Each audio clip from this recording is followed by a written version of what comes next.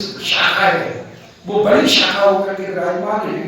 ते हो लक्ष्मी रूपा तारसन ते हो नाम, ये लक्ष्मी के स्वरूप हैं, श्री राधिका स्वरूप होकर के ही विराजमान है, इनके समान और कोई नहीं है। श्री गदाधर तार शिष्य उपशिष्य तार उपशाखा, और प्राय जितनी भी शाखाएं वो गदाधर से ही विस्तार पूर्वक विराजमान है। इनकी बहुत शिष्य उपशिष्य होकर के विराजमान है। इस प्रकार शाखा उपशाखा उनकी कहां तक हम गिनती करें, इन शाखा उपशाखाओं को जानना चाहिए। वक्रेश्वर पंडित प्रभु प्रिय भक्त, एक भाग 24 प्रहर या नृत्य। श्री वक्रेश्वर पंडित ये महाप्रभु के परम प्रिय भक्त हैं। देवानंद पंडित ने जब इनकी सेवा की तब जाकर के श्रीमद् भागवत का तत्व ज्ञान देवानंद पंडित को हुआ। इनकी सेवा करने का फल है कि भागवत के तत्व को भी जान पाए। देवानंद पंडित महाप्रभु के सहपाठियों में ही हैं। नवद्वीप में देवानंद पंडित ये भागवत का की पाठशाला चलाते हैं, विद्यार्थियों को श्रीमद् भागवत पढ़ाते हैं। एक बार महाप्रभु जब नगर संकीर्तन के लिए निकले तो श्रीमद् भागवत के किसी श्लोक को किसी घर के अंदर से आते हुए देख करके और ठिठक गए, और बाहर खड़े खड़े ही उसको सुन रही है मूल श्लोक। जब मूल श्लोक हो गया, इसके बाद में देवानंद पंडित ने पढ़ाना शुरू किया और उसकी व्याख्या करना शुरू किया। अब वो व्याख्या गड़बड़ थी, वो कहीं अद्वैत या मोक्ष की महिमा का गायन करने वाली वो व्याख्या। तो उस व्याख्या को सुनकर के महाप्रभु को एकदम रहा नहीं गया, और महाप्रभु धड़धड़ाते हुए घर के भीतर घुसे और श्री देवानंद पंडित के आगे जो भागवत जी की पोथी रखी हुई थी, उस पोथी को छीन करके तुम्हें लाओ ये पोथी मुझे, ऐसा छीन करके जो पोथी को छीनने लगे, सो सारे भक्तगण दौड़े और पीछे से महाप्रभु की जेब बन दी और कह रहे महाराज ऐसा मत करो। पर महाप्रभु को भय नहीं हुआ, बोले हाय हाय आज आपने मुझे अपराध से बचा लिया, नहीं तो भागवत जी का भी अपराध होता, व्यास गद्दी का अपराध होता। मैं उनसे जाने क्या क्या बोल जाता, व्यास गद्दी पर विराजमान थे, भागवत जी का पाठ कर रहे थे, जाने क्या क्या कह जाता, ये बड़ा अनुचित होता। आज आपने मुझे अपराध से बचा लिया। देवानंद पंडित एकदम सकपका गए।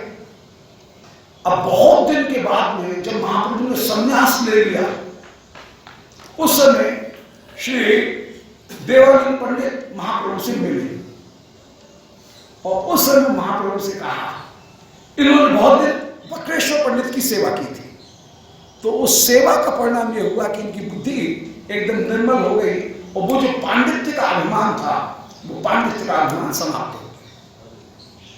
और श्री महाप्रभु से उस समय पूछ रहे हैं कि हमारे भागवत की व्याख्या कैसे करनी चाहिए, उसका तरीका बता दो मुझे, भागवत की व्याख्या कैसे की जाती है। महाप्रभु हंसते हुए बोले कि सुन विप्र भागवत यही व्याख्या ने बात, भक्ति बिना आर किछु मुखे ना आने बा। बोले बताओ भागवत की व्याख्या करते समय क्या ध्यान रखना चाहिए। बोले भक्ति के बिना एक अक्षर भी कोई दूसरा मतलब। श्रीमद् भागवत का तात्पर्य केवल भक्ति में है। श्रीमद् भागवत की व्याख्या यदि होगी तो भक्ति की दृष्टि से होगी, कभी भी वेदांत और मोक्ष या भोग इनको प्राप्त करने के लिए श्रीमद् भागवत की व्याख्या मत करना। भागवत के जितने भी प्रकरण हैं वे सब अंत में निष्काम कृष्ण भक्ति उसका ही प्रतिपादन करने वाले हैं। और उसके बाद में श्री देवानंद पंडित जब भी व्याख्या करने के लिए बैठते उस समय भक्ति की दृष्टि से ये भक्ति के साथ में कैसे प्रतिपादन हो रहा है, इसी बात को लेकर के श्री महाप्रभु देवानंद पंडित व्याख्या करते वक्रेश्वर पंडित ये उनके महाप्रभु के बड़े प्रिय भक्त हैं और प्रिय भक्त होने पर सबको इन्होंने प्रेम का दान किया। और श्री देवानंद पंडित जैसे बड़े भाभी को पंडित अभिमानी, मैं बहुत बड़ा विद्वान, ये अभिमान धारण करने वाले, उनके भी गर्व को नष्ट करने वाले हुए। एक भाव 24 प्रहर, एक दिन तक, जहां पे 24 प्रहर तक, माने 3 दिन, 8 या 24, 3 दिन तक श्री बक्रेश्वर पंडित ने संकीर्तन करते हुए नृत्य किया। ऐसा नृत्य आपने महाप्रभु गाया नृत्य काले, प्रभु चरण धर बक्रेश्वर बोले। एक समय जब श्री महाप्रभु आप गायन कर रहे थे, उस समय श्री महाप्रभु के चरण पकड़ करके बक्रेश्वर पंडित बोले, नहीं आपसे एक वरदान मांगता हूं। बोले क्या वरदान मांगे? कि 10 सहस्त्र गंधर्व मोरे देह चंद्रमुख, हे चंद्रमा के समान मुख वाले, मुझे संगत करने के लिए, दोहाई करने के लिए आप 10,000 गंधर्व दीजिए। मैं गायन करूं और वे मेरे साथ में दोहाई करें, कीर्तन का गायन करें। मुझे 10,000 आप गंधर्व दीजिए जिनके द्वारा मैं गायन कर रहा हूं। तार गायन मुझे नाचो तब बोल सुख, और वे सब गायन करें और मैं बीच में नृत्य करते हुए गायन करूं, ये मुझे परम सुख की प्राप्ति होगी। 10,000 गंधर्व नृत्य करें और उनके बीच में मैं गायन करूं, ये मुझे सुख की प्राप्ति होगी। बड़े भाग्य से योग की श्रोता मिलती है, योग की श्रोता मिल जाए तो वक्ता कृतकृत्य हो जाता है। ये यहाँ पर संकेत कर रहे हैं। तो 10 सहस्त्र गंधर्व मोरे देह चंद्रमुख, आप 10 सहस्त्र गंधर्व मुझे दो, तारा गाए मुई नाचो। वे जब गायन कर रहे हो उस समय मैं नृत्य करूं और ये मुझे आनंद की प्राप्ति हो। नृत्य वासना इतनी उत्सुक कि 3 दिन तक लगातार नाचना, और फिर इतने पर भी कह रहे हैं कि वे गायन करें और मैं नाचूं। ये आप मेरी वासना तृप्त नहीं हो रही, वासना निरंतर गायन, कृष्ण गायन की वासना, नृत्य करने की वासना इनमें विराजमान। प्रभु बोले, तुम मोर एक पक्ष शाखा, आकाश उड़ता यदि पाए आप पाक। महाप्रभु कह रहे हैं, भक्तेश्वर तुम मेरी शाखा होते हुए भी एक पंख के समान हो। दूसरा पंख यदि मेरे पास में होता तो मैं आकाश में उड़ जाता और तुम्हारे जैसा एक, तो सारे त्रिलोकी को मैं प्रेम का वितरण कर दूं। एक व्यक्ति और चाहिए मुझे तुम्हारे जैसा। ऐसा कहकर के महाप्रभु कह रहे हैं, कोई कीर्तन करने में तुम जैसा एक और व्यक्ति मिल जाए, और तुम ही हो, तुम्हारे जैसा कोई दूसरा नहीं। ऐसा श्री महाप्रभु कह रहे हैं। ये आदर में महाप्रभु का कहना है। महाप्रभु के लिए तो बड़े महाप्रभु प्रेम का पहले निरूपण कराए, सबको सब जगह प्रेम का दान करते हुए विराजमान कि तुम मेरे पंख हो, पर जैसे पक्षी एक पंख से उड़ नहीं सकता है, ऐसे मैं भी एक पंख से कैसे उड़ूं, सारे जगत को प्रेम का दान कर देता। पंडित जगदानंद प्रभु प्राण स्वरूप, लोक ख्यात यही सत्य भामा स्वरूपा। श्रीमद महाप्रभु के बगल में एक पंडित हैं, श्री जगदानंद पंडित, गदाधर पंडित और जगदानंद पंडित, ये दोनों महाप्रभु के परगन में है। जगदानंद जी को कहा गया सत्यभामा, और श्री गदाधर पंडित इनका स्वरूप है श्री रुक्मणी। जैसे रुक्मणी जी सदा सदा अनुकूल होकर के रहती हैं, कभी भी शांत सुंदर से कठोर वचन नहीं कहती हैं, और कभी हंसी भी करते हैं रुक्मणी जी के साथ में कि तुम्हारी हमारी जोड़ी नहीं मिली, तो रुक्मिणी जी स्वीकार कर लेती हैं और भगवान के वचनों को काटने की अपेक्षा उनके वचनों में छिपे हुए तात्पर्य को स्थापित करके उन वचनों की सत्यता स्थापित करती है। अन्यथा किसी के वचन का निषेध करते समय उस वचन को काटना पड़ेगा, परंतु यहां पर काटती नहीं है, बल्कि अपनी दीनता प्रकट करते हुए भगवान के वचनों की सत्यता स्थापित करती हैं। ये रुक्मिणी जी के उस पूरे प्रकरण की, प्रयास का जो प्रकरण है, उस पूरी की विशेषता यही है कि उसमें श्री कृष्ण ने प्रयास किया, परंतु प्रयास में कहे गए वचनों को श्री रुक्मिणी जी सत्य करके दिखाती हैं और अपनी दीनता स्थापित करती हैं, मान नहीं करती हैं। मान उदय रुक्मिणी जी में नहीं होता है, मान नहीं करती हैं, जबकि सत्यभामा की बात बात में मान कर लेती है।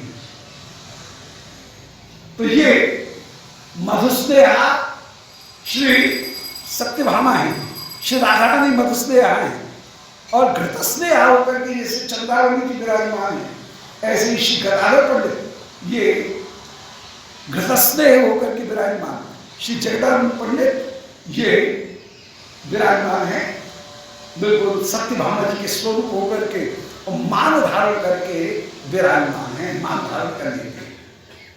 तो पंडित जगदानंद प्रभु प्राण श्री जगदानंद पंडित जी महाप्रभु के प्राण रूप होकर के विराजमान।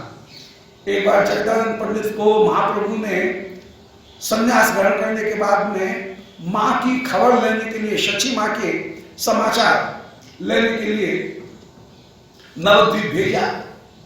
ये नवद्वीप में आए, चर्चा में कभी मुंह से निकल गया कि महाप्रभु का सिर बड़ा गर्म हो जाता है, नृत्य करते करते एकदम उन्मत्त सी अवस्था हो जाती है और सिर एकदम गर्म रहता है, फिर रात को सो नहीं पाते हैं महाप्रभु, नींद नहीं आती है। उस समय सब लोगों ने औषधि वाला सुगंधित तेल एक हानि में दिया। जब लौटने लगे बोले जैसे ये सुगंधित तेल है औषधि वाला, सिर में लगा दो थोड़ा सिर ठंडा हो जाएगा।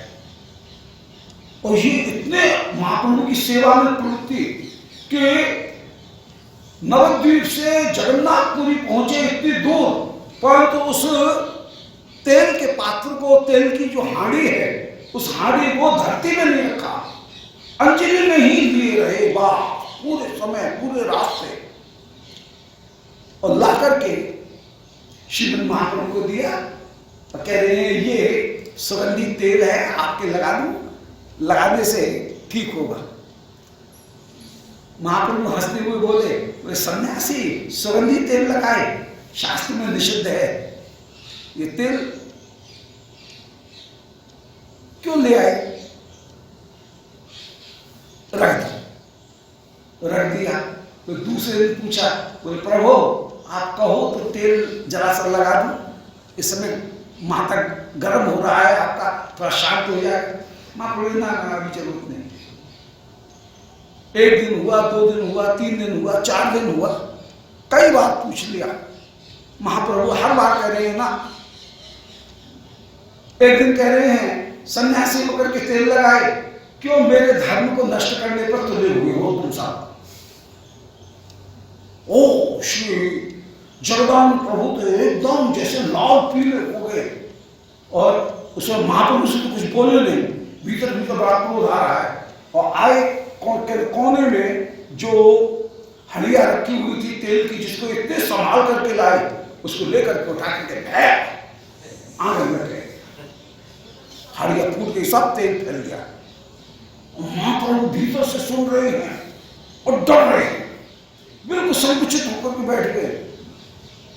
जब रूठ करके जगदानंद चले गए अपने गुफा में, अपनी कोठरी में, तब महाप्रभु कह रहे हैं अरे जगदानंद सिर बड़ा दुख रहा है, तू वो तेल लाए थे ना, जरा सा तेल माथे में जरा सा लगा दो, मसल दो, तो ठीक हो जाएगा।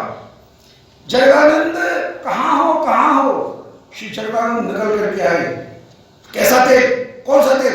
कोई तेल मिल नहीं। महाप्रभु को डर तो महाप्रभु से कुछ पता लगा जगदानंद ने भोजन नहीं किए, आज भिक्षा भी नहीं की।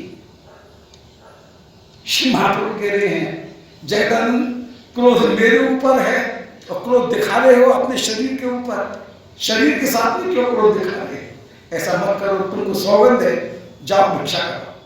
और श्री स्वरूप दामोदर से कहा, श्री स्वरूप दामोदर उस समय श्री जगदानंद को भिक्षा करा रहे हैं। महाप्रभु पूछ रहे हैं कि जगदानंद ने भिक्षा की कि नहीं, कितना कृपालु। जब पता लग गया जगदानंद ने भिक्षा कर ली है, तब महाप्रभु को चैन पड़ा, नहीं तो व्याकुल होकर के विराजमान है। तो श्री जगदानंद मान करने में श्री सत्यभामा जी के स्वरूप होकर के विराजमान है। श्री गदाधर पंडित ये सर्वदा गुस्सा भी होगा तब भी ठीक है, कभी टेढ़े वचन नहीं कहेंगे, सर्वदा अनुकूल होकर के ही विराजमान रहेंगे, सदा सेवा करते हुए श्री गदाधर पंडित विराजमान। और ये जगदानंद पंडित जगदानंद है, बड़े बड़े विद्वान, नैया बहुत अच्छे नैयायिक हैं, न्याय के बहुत अच्छे विद्वान हैं श्री जगदानंद पंडित। परंतु प्रभु प्राण रूप महाप्रभु के प्राण रूप होकर के विराजमान है। लोक ख्यात ये सत्यभामा स्वरूप, ये लोक में ऐसे ख्यात है जैसे कि सत्यभामा, वो सत्यभामा जी के स्वरूप होकर के ही विराजमान है। प्रीते कौलिते चाहे प्रभु लालन पालन, ये प्रेम के कारण श्रीमद महाप्रभु का लालन पालन करना चाहते हैं, किसी भी तरह से महाप्रभु को सुख की प्राप्ति हो। अब महाप्रभु संन्यास लेकर के आए, अब धरती में सोए, कहीं सोने में खुरसत बुरसत लग गई, गुस्सा लग गया, मन में विचार कर रहे हाय श्री प्रभु को होश रहता नहीं है, अब गद्दी तो कहीं होनी चाहिए। तो महाप्रभु से कहा आपके लिए फिर एक रुई का गद्दा बिछा दें। अब महाप्रभु तो टेढ़े बोले हाँ गद्दा बिछा दो, कोई पंखा करने वाले कोई व्यक्ति बैठा दो, वो पंखा करेगा, गद्दा बिछा दो, तकिया लगा दो, इसी के लिए मैंने संन्यास ग्रहण किया है, तुम लोग क्यों मेरे पीछे पड़े हुए। परंतु सब कह रहे कि नहीं, महाप्रभु ने कहा ना मैं रुई की गद्दी पर तो सोऊंगा ही नहीं, गद्दे के ऊपर नहीं सोऊंगा। तब सारे भक्तों ने विचार किया कुछ तो होना चाहिए। तब केले के जो खंबे हैं पत्ते, उन केले के पत्तों को लिया, उनके पत्तों के पत्ते जो हैं उन पत्तों को तोड़ तोड़ करके और उनकी छोटे छोटे टुकड़े करके उनकी फिर एक गेर के वस्त्र, उसमें ही एक गद्दा बनाया गया, उसमें उन पत्तों को भीतर भर करके उनके टुकड़ों को भर के और बड़े आग्रह से महाप्रभु को बैठाया। तो रुई का नहीं है, ये तो वनस्पति का ही, तृण का ही गद्दा है, इसके ऊपर तो सो जाओ महाराज, ऐसा मत करो, क्यों दुख दे रहे हो हमको। महाप्रभु के साथ में जब अत्यंत आग्रह किया तब जाकर के महाप्रभु डर भी रहे हैं जगदानंद थोड़ी नहीं उठ जाए, क्योंकि पहले घटना हो चुकी थी, इसलिए जगदानंद के भय के कारण महाप्रभु ने उस गद्दा को स्वीकार किया। वे ठीक है, इन्होंने इतना ध्यान रखा है और इतना एक एक रेशा निकाल करके उसके बीच के जो तने हैं वो नसें, उन नसों को निकाल करके केवल पत्ते उनके द्वारा गद्दे की रचना कराई, कपड़े में लपेट करके और उसको श्री महाप्रभु को प्रदान किया। ऐसे प्रभु के सुख का इतना ध्यान श्री जगदानंद पंडित को अपूर्व से विराजमान, अपूर्व सेवा भाव श्री जगदानंद पंडित में विराजमान। श्री महाप्रभु कह रहे हैं नहीं, जिस समय दक्षिण यात्रा के लिए आप वृंदावन यात्रा के लिए जब चलने के लिए तैयार हुए, सब लोग कह रहे हैं हम भी महाप्रभु के साथ में जाएंगे, हम भी महाप्रभु के साथ में जाएंगे। महाप्रभु कह रहे हैं, जगदानंद बोले मैं आपके साथ में चलूंगा, महाप्रभु बोले ना जगदानंद, कान पकड़ो मामा, ये तो मुझे विषय भोगाना चाहता है, इसको मैं अपने साथ में नहीं लूंगा। नित्यानंद प्रभु बोले मैं चलता हूं। शिव महाप्रभु कह रहे नित्यानंद ना बाबा ना, ये है ईश्वर और इनके आगे मेरी एक चलती नहीं है, इनके आगे मैं जबान खोल नहीं सकता हूं।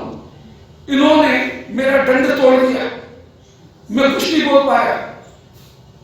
सदा मेरे ऊपर अनुशासित करने वाले, इनको तो कभी मैं अपने पास में रखूंगा ही नहीं। ये तो ईश्वर है, इनकी चेष्टा अद्भुत, ऐसे व्यक्ति को मैं अपने साथ में नहीं ले जा सकता हूं। नित्यानंद को मना कर दिया। श्री स्वरूप दामोदर वे बोले कोई नहीं जाएगा जी, हम जाएंगे आपके साथ में, बस आपके साथ में तो कोई ना कोई चाहिए सेवक। तो एक इतनी दूर की वृंदावन की यात्रा, यहां से कैसे जाओगे, हम तुम्हारे साथ में चलेंगे। श्री महाप्रभु बोले ना ना, ये स्वरूप दामोदर तो सदा मेरे ऊपर डंडा लेकर के, दंडधारी होकर के विराजमान, जरा सा भी कोई गड़बड़ होती है, ये तो है पुराने सन्यासी और हम नव सन्यासी हैं, हम पे नियम पालन होता नहीं है। हम पे नियम पालन होता नहीं है, ये तो सन्यासी ब्रह्मचारी है, पुराने सन्यासी हैं, बड़ा इनको तो अनुभव है, हम पे तो इतना होता नहीं है। और ये सदा हमको डांटते हैं। ऐसे व्यक्ति को साथ में ले जाओ तो बस एक क्षण भी रह नहीं सको, सदा डांटी डांट खानी पड़ेगी। कौन इनको साथ में ले, इनको भी साथ में नहीं लिया जा सकता। अब जितने भी परम अंतरंग गण सबको मना कर दिया, नित्यानंद, जगदानंद, स्वरूप दामोदर, सबको मना कर दिया। बोले अब कौन जाए, बोले कोई एक व्यक्ति तो ले ही जाना पड़ेगा।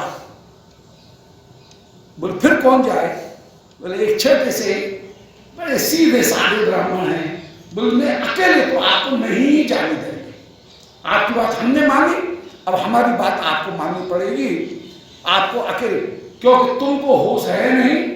एक व्यक्ति ऐसा तो चाहिए जो कि कम से कम कमंडल बहरबाज को संभाल सके, जो भिक्षा करके कहीं रास्ते में ला सके। तुमको तो होश है नहीं, अपने कमंडल को भी भूल जाओगे, अपने दुपट्टा को भी भूल जाओगे, बहरबाज को भी भूल जाओगे, तुमको होश है नहीं, इसे ऐसे नहीं जाने देंगे। फिर श्री बलभद्र आचार्य, बलदेव स्वरूप ही साक्षात, वे श्री बलभद्र आचार्य को श्रीमद महाप्रभु ने अपने साथ में लिया। सबके आग्रह को देख करके श्री बलभद्र आचार्य को लेकर के आए। और ये बलभद्र आचार्य श्रीमद महाप्रभु की पूरी वृंदावन यात्रा में साथ साथ विराजमान रहे। श्री बलभद्र आचार्य वे बड़े परम स्नेह के साथ में श्रीमद महाप्रभु की यात्रा में विराजमान रहे और कृष्ण बलदेव दोनों विराजमान रहे। महाप्रभु की सेवा मूर्ति होकर के श्री बलभद्र आचार्य विराजमान रहे।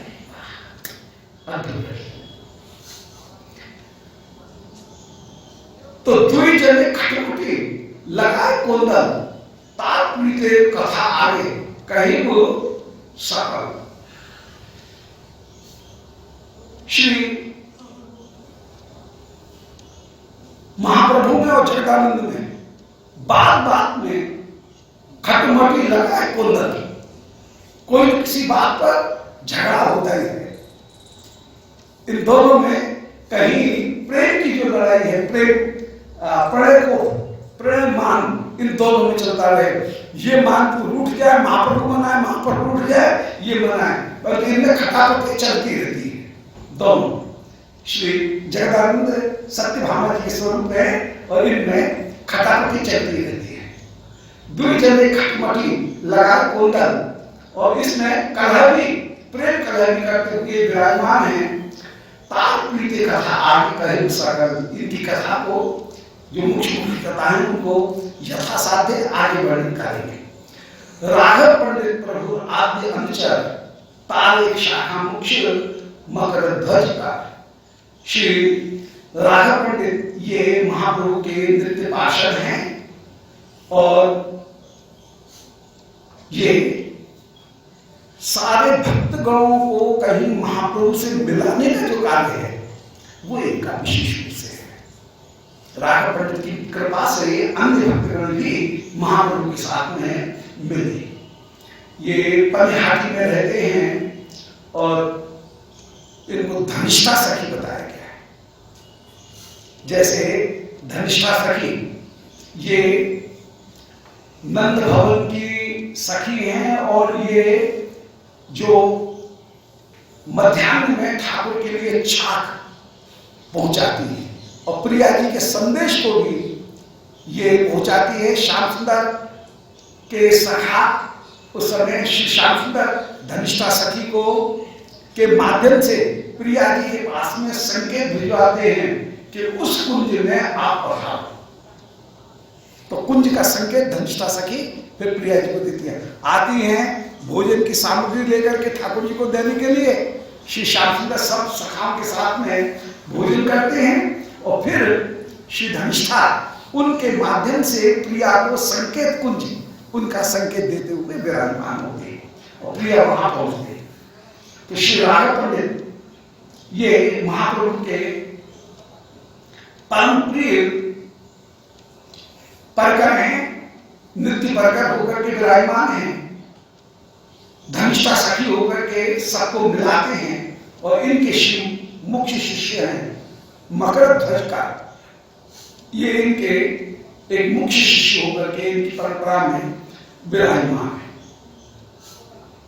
तार भगनी दमयंती प्रभु प्रिय दासी श्री राघव पंडित की बहन है दमयंती जी। ये श्री महाप्रभु के प्रति परम प्रिय दासी होकर के विराजमान, बड़े सेवा का भाव रखती हैं और महाप्रभु की 12 महीने की जितनी भी सामग्री है, प्रभु भोग सामग्री, ये पड़े 12 मासी। प्रभु की 12 मासी की जितनी भी भोग सामग्री है उसको ये विशेष रूप से करने वाली हैं, महाप्रभु के लिए त्याग करती हैं और उनको संभाल संभाल करके रखती जाती हैं एक टोकरी में। और श्री राघव पंडित की झाली वो प्रसिद्ध होकर के विराजमान। श्री महाप्रभु जब आप लौट करके आए जगन्नाथ दक्षिण यात्रा के बाद में, पहली बार सारे भक्तों को पता लगा संन्यास के बाद में कि महाप्रभु अब लौट करके आ गए हैं। तो तीसरे वर्ष जितने भी भक्तगण हैं वे महाप्रभु से मिलने के लिए आए। उड़िया बढ़िया मिलन श्री जगन्नाथ मंदिर में गंभीरा में उस समय हुआ और सारे भक्तगण उड़िया बढ़िया मिलन वहां पर प्राप्त करते। उस समय श्री दमयंती दासी दमयंती जी ने और श्री राघव पंडित ने, इन दोनों भाई बहन ने महाप्रभु के लिए सुंदर झाली तैयार की और श्री दमयंती जी ने महाप्रभु के 12 महीने की जितनी भी भोग सामग्री, उस सारी भोग सामग्री को बना करके रखा, सामग्री की सारी सामग्री बना करके रखी और उनको सजा करके सब एक एक चीज के इस ऋतु को महाप्रभु ये आरोगेंगे, इस ऋतु को ये खाएंगे, यहाँ पर ये जरूरत पड़ेगी, ये जरूरत पड़ेगी, सब व्यवहार की जितनी भी चीजें हैं उन सबों को इन्होंने झाली में सजा करके रखा। और श्री राघव पंडित की झाली वो अपूर्व, श्री राघव पंडित का महाप्रभु के साथ में अपूर्व जो प्रेम, उस प्रेम को प्रकट करने वाला है। दमयंती जी की अपूर्व ये स्नेह से सब सामग्री ये तो झाली ते भरी है, वर्ष भर की जितनी भी उपयोगी सामग्री है उसको झाली में भरा और राघव लरिया या गुप्त करिया और छिपा करके किसी को दिखाते नहीं है। सेवा की सामग्री वैसे भी दिखाई जाती है, भोग की सामग्री तो छिपा करके लाई जाती है, कहीं नजर लग जाए, इसलिए छिपा करके उस सामग्री को श्री राघव पंडित लेकर के आए। अन्नकूट में भी पहले ठाकुर के भोग लगा दिया, थोड़ी देर जब सुखपूर्व भोग कल का अरोगा लिया, इसके बाद में फिर पर्दा खोला जाता है। तो भोग लगने के बाद में फिर समय लेकर के ठाकुर जी आरोग ले, इसके बाद में पर्दा, ये नहीं पर्दा आते ही पर्दा खोल दिया जाए, सो नहीं, पहले भोग लग करके समय लेकर के फिर पर्दा। तो ये रस की रीति है। तो 12 मास प्रभु तारा करें अंगीकार, 12 मास की जितनी भी वस्तु है उनको प्रभु अंगीकार करते हैं राघव झाली बोली प्रसिद्ध यहाँ, राघव की झाली ये कहकर के उसकी प्रसिद्धि है।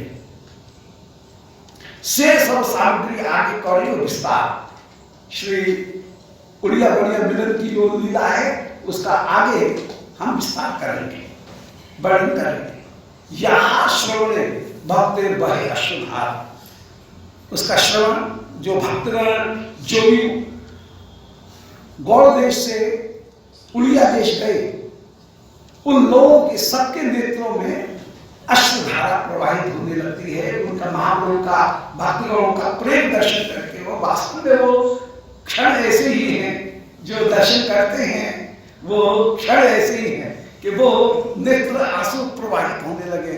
वो लीला सामने आज भी वो लीला क्यों अभी भी विराजमान है। सब उड़िया जितने भी गौड़िया जन हैं वे सब आते हैं और श्री गंभीरा में जैसे श्रीमद महाप्रभु से मिलते हैं और महाप्रभु का परकर जैसे उनका स्वागत करने के लिए जाता है, फिर सबको पधरा करके लाता है और वहां पर आनंद पूर्वक जैसे संकीर्तन होता है, वो संकीर्तन अद्भुत गाय अद्भुत होकर के विराजमान।